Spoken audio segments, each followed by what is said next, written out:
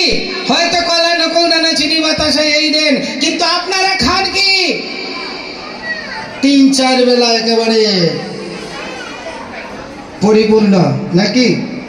আবার বিভিন্ন কত লম্বা বেটে কি খাওয়া হয় কিনা? আপনার ঘরের ছেলে মেয়েকে যদি একদিন না খাওয়ান আপনার বুকটা জ্বলবে কিনা?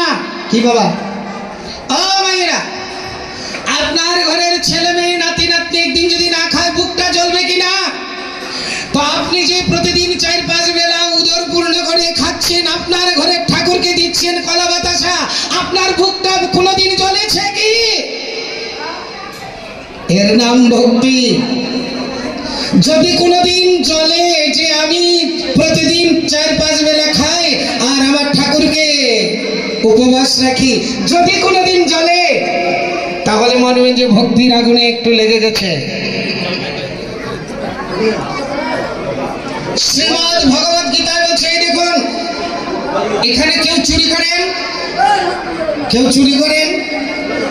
এখানে কেউ চুরি করেন? যদি 2 একজন করে তবু বলবেন না।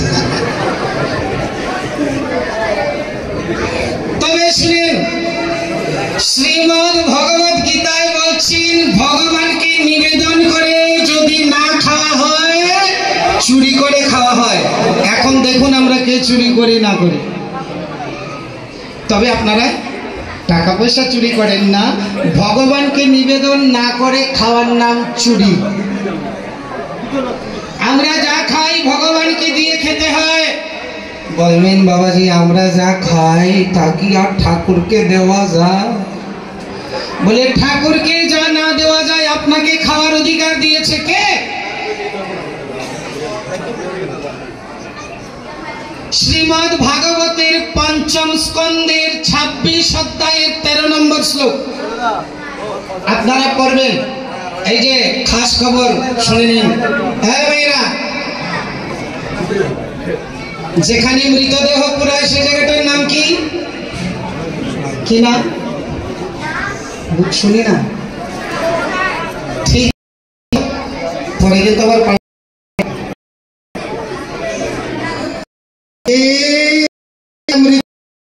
সেই জায়গাটার নাম রান্নাঘরে কি পুরানো হয়? কি পুরানো হয়?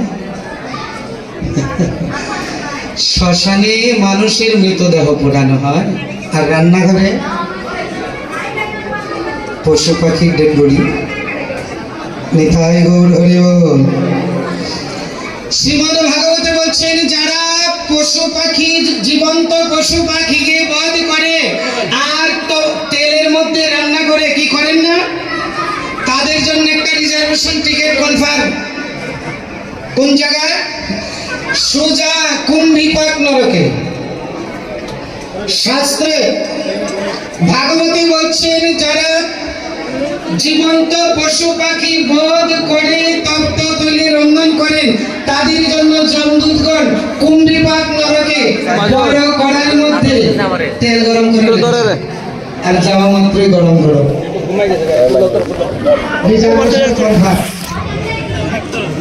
এই কীর্তন শুনে যদি 1-2 জন পরিবর্তন হন তাহলে বুঝবো আমাদের কীর্তন শোনা সফল হয়েছে। আমাদের কীর্তন করা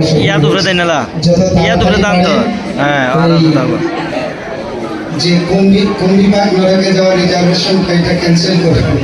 কি করা মানে জগতের পশু পাখি তেলে ভাজা বাদ দিন আর প্রসাদের জোগাড় রান্না করুন, ভগবানকে ভোগ লাগান আর প্রসাদ পান।